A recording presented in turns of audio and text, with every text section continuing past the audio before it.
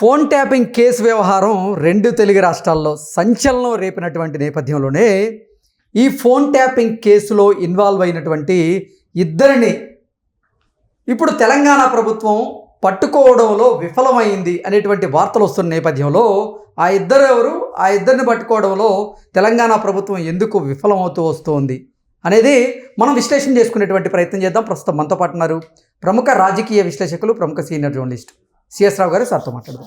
Sir నమస్తే. Sir నమస్తే.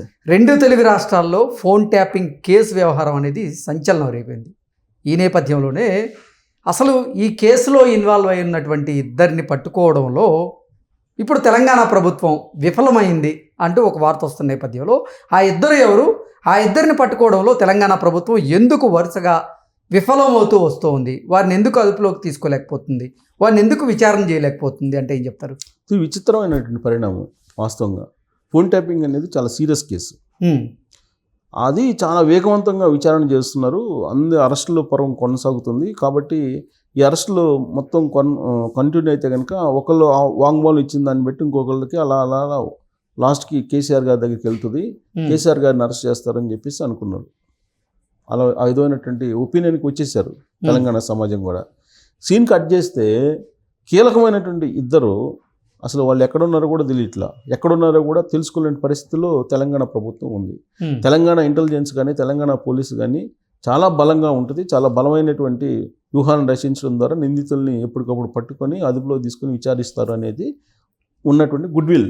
మరి ఇద్దరి విషయంలో తెలంగాణ ప్రభుత్వం అలాగే తెలంగాణ నిఘా వర్గాలకు సంబంధించిన చాకచక్యత ఏమైంది? ఇప్పుడు అదే అనుకుంటున్నారు అందరూ ప్రజలు కూడా. అసలు తెలంగాణ పోలీసులు వాళ్ళిద్దరిని ఎందుకు పట్టలేకపోయారు? ఎందుకు అసలు వాళ్ళిద్దరు ఎక్కడున్నారు? అసలు వాళ్ళిద్దరిని పట్టకు రావడానికి వీళ్ళు ప్రయత్నిస్తున్నారా లేదంటే లైట్గా తీసుకున్నారా? తొలి రోజుల్లో ఏంటి, ఫోన్ ట్యాపింగ్ కేసు చాలా సీరియస్గా ఉంది. ఫోన్ ట్యాపింగ్ కేసు మొత్తం కల్వకుంట్ల ఫ్యామిలీ మొత్తాన్ని ఇరకాటంలో పెడుతుంది. సో సామాన్యుల ఫోన్ ట్యాపింగ్ కూడా చేశారు, సినిమా వాళ్ళు కూడా చేశారు. ఫోన్ ట్యాపింగ్ చేసి బ్లాక్మెయిల్ చేశారు. బ్లాక్మెయిల్ చేసి కొన్ని వందల కోట్ల రూపాయలు సంపాదించారు, హవాలా వ్యాపారం చేశారు. ఇట్లా రకరకాలుగా న్యూస్ వచ్చేసింది. కానీ ఇప్పుడు అసలు ఆ కేసు ఇన్వెస్టిగేషన్ జరుగుతుందా జరగట్లేదా అనేది కూడా ఎవరికి అర్థం కావట్లా. క్లోజ్ చేసేసారు, అటకిక్కి ఇచ్చారని. గతంలో కూడా మనం గుర్తు చేసుకుంటే కనుక డ్రగ్స్ కేసు ఉంది, అకున్ సబర్వాల్. ఆయన అప్పుడు తెలంగాణ ప్రభుత్వం, కేసీఆర్ గారు సీఎం, మంత్రి కేటీఆర్ గారు వాళ్ళ హయాంలో సినిమా వాళ్ళందరినీ పేరెడ్ పెట్టినట్టు పెట్టారు. రోజు సినిమా వాళ్ళు ఒక 20-30 మంది వచ్చేవాళ్ళు. వాళ్ళకి సంబంధించిన గోల్డ్ ఎంట్రుకలు తీసుకునే వాళ్ళు, టెస్ట్కి పంపిస్తున్నాం అని చెప్పి పంపించేవాళ్ళు. అంటే ఆ కేసుని లేపేశారు, ఆ కేసులు లేకుండా చేసేసారు అసలు. అప్పుడే కదా రేవంత్ రెడ్డి గారు సీరియస్గా రెస్పాండ్ అయ్యారు. రకుల్ రావు వ్యవహారం అప్పుడే వచ్చింది. రకుల్ ప్రీత్ సింగ్ కోసమే మొత్తం చేశారు అనేటువంటి ఆరోపణలు కూడా రేవంత్ రెడ్డి గారు చేశారు అప్పుడు. సో అంత సీరియస్ కేసు. మరి వాళ్ళ పరువు పోయింది కదా.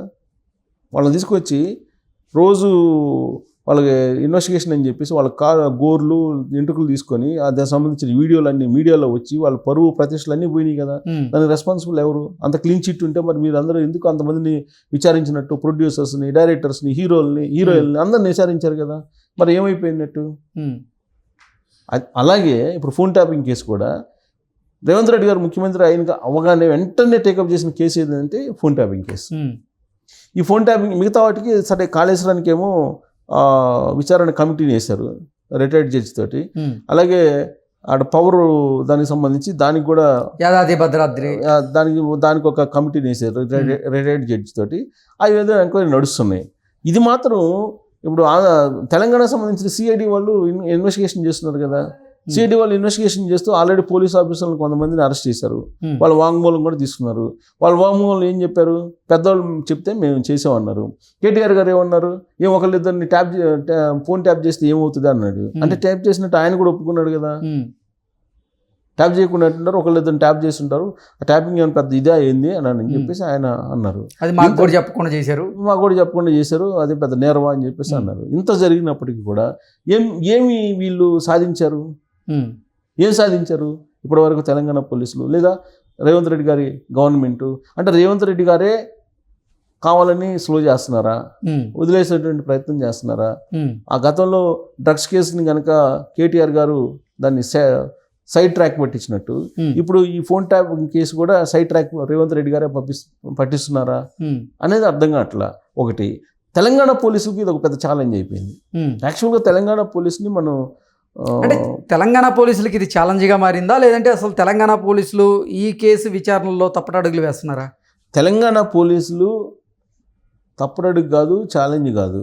తెలంగాణ పోలీసులు కనుక పర్ఫెక్ట్గా మీరు ఖచ్చితంగా ఈ కేసులో ఉన్నటువంటి దోషుల్ని తేల్చాలి అని చెప్తే 100% తేల్చేటువంటి సామర్థ్యం, అలాంటి నెట్వర్క్ కానీ సత్తా కానీ ఉంది తెలంగాణ పోలీసు, ఎలాంటి సందేహం లేదు దాంట్లో.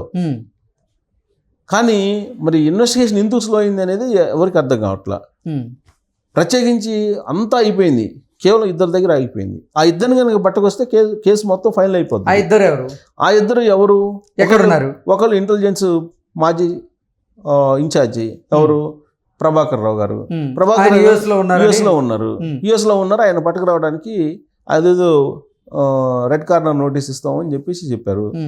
ఆ రెడ్ కార్నర్ నోటీస్ ఇవ్వడానికి కోర్టుకు అనుమతి కావాలని చెప్పి కోర్టులో ఏదో పిటిషన్ వేసామని చెప్పారు.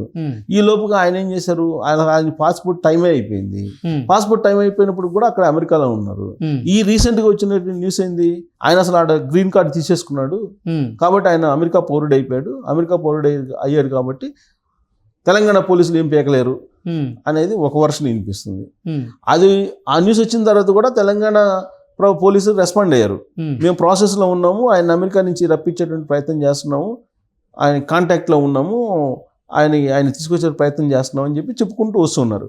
కానీ వాస్తవంగా నీకు కనిపించట్లా, కార్యరూపంలో కనిపించట్లా ఎక్కడ కూడా. సో కాబట్టి ఆయన పట్టుకొస్తా ఉంటున్నారు కానీ కనిపించట్లా. ఇంకొక వ్యక్తి ఉన్నాడు, ఆయన లండన్ చెక్కేశాడు. ఎవరు, ఒక ప్రముఖ ఛానల్కి సంబంధించినటువంటి చైర్మన్, ఆయన శ్రవణ్. ఆయన ఆల్రెడీ దేశం విడిచిపెట్టి వెళ్ళిపోయారు. ఆయన బట్టరాయడానికి కూడా వల్ల కావట్లా.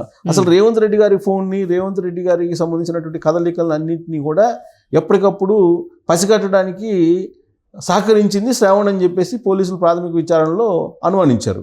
ఎందుకు, వాళ్ళ ఇంటికి దగ్గరగా ఉంటుంది వాళ్ళ ఛానల్ ఆఫీసు. ఆ ఛానల్ ఆఫీసులోనే మొత్తం ఈ ఫోన్ ట్యాపింగ్ సంబంధించిన ఎక్విప్మెంట్ అన్ని కూడా పెట్టి అక్కడి నుంచే ట్యాప్ చేశారనేది కదా. అందుకే రేవంత్ రెడ్డి గారు పిసిసి అధ్యక్షుడిగా ఉన్నప్పుడు ఎన్నికల ముందు ఫోనే వాడేవాళ్ళు కాదు.